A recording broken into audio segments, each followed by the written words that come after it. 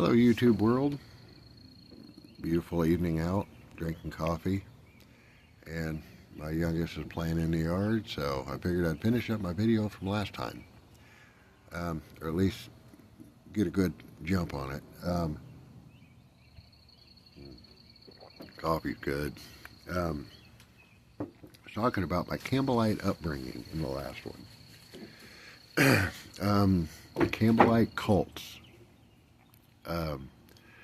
The Campbellite cult. There are people saved in the movement. I knew of two, but God will change their beliefs, when they're saved. He will over time change their beliefs. They will see through the five-finger business. They will see through the baptismal regeneration, because that is a doctrine of the Churches of Christ and Romanism. Yeah.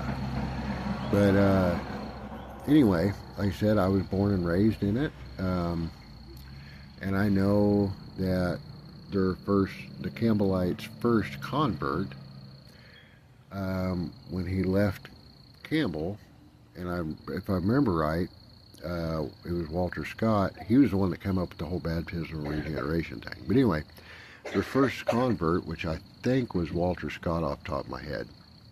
But anyway, he left them and hooked up with Joseph Smith and started Mormonism. Helped start Mormonism. Pretty sure that was Walter Scott. It might have been another guy, but it was either way. It was the Campbellites' first convert that left and helped start Mormonism. And in the Restoration movement, you have Churches of Christ, you have Mormonism, Jehovah's Witnesses, you have Oneness Pentecostals claim that some. But yeah, they helped start Mormonism, which is the whole, planet of Kolob, and God was a man that worked himself to godhood, had celestial babies, and Jesus and Lucifer are brothers. Yeah, that's Mormonism. There's a lot more to that too, but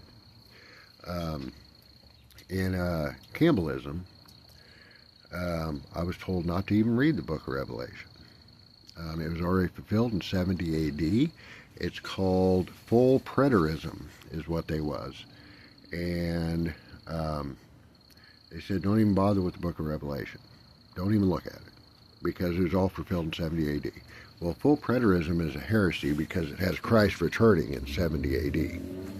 Okay? Returning bodily in 70 AD. But anyway, sit down, baby. So, yeah, that was the full preterism. Full preterism has been struck down for ages as heresy. Also, let's see, where was I going with this? I got off track. I'm watching my kid. But anyway, like I said, I grew up in Campbellism all my life till I was 18 years old. And the funny thing was, in the Churches of Christ, they anathematize each other to basically the point, almost to the point where they're the only building that's going to heaven. There's two Churches of Christ here in Pittsburgh, okay? You have the One Cup, which during the Lord's table, communion, whatever you choose to call it, okay, everybody uses the same giant glass, okay? Now the one I went to, everybody had a little shot glass to do communion, but now here's the funny thing about all that. They anathematize each other over it, because the One Cup people say, well, they only use one cup at the, Last Supper, so we only use one cup, and if you use more than one cup, then, you're going to hell.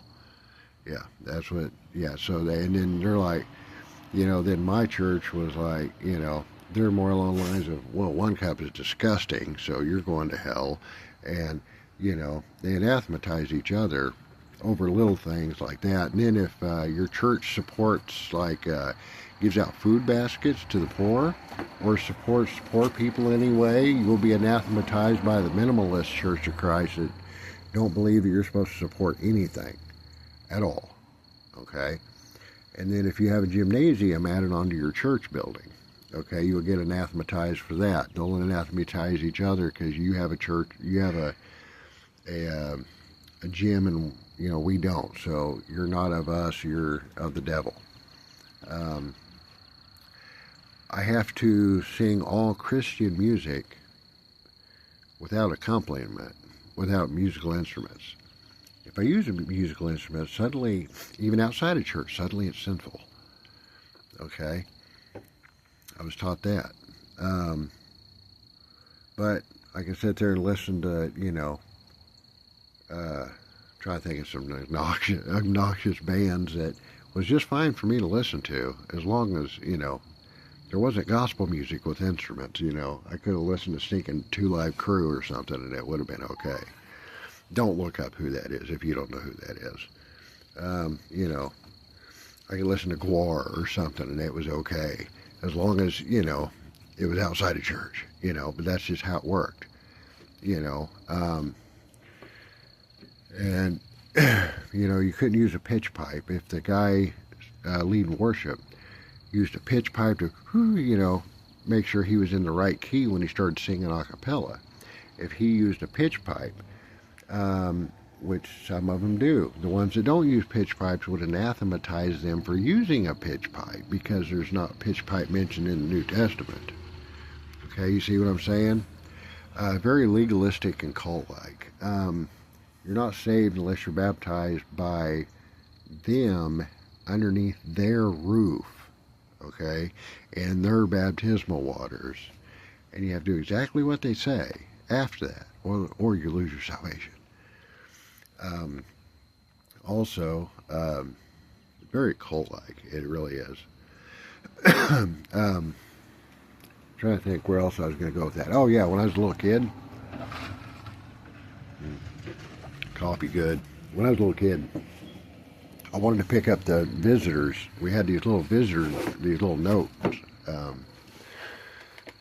these little note cards for visitors. You fill out your information. We'd send somebody to your house or send you a thank you letter or something. Well, I couldn't pick up those visitors cards because I didn't have a suit. I was like the poor scuddy kid. So I couldn't help out during any service. It was preachers' kids and elders' kids that got to do that. I wasn't allowed. Even though I was a good little Church of Christ follower, I was.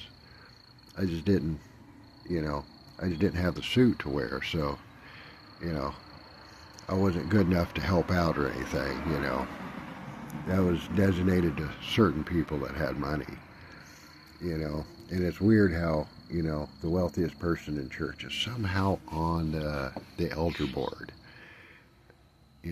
That's just how it works. But anyway, that's my personal stuff with the local one.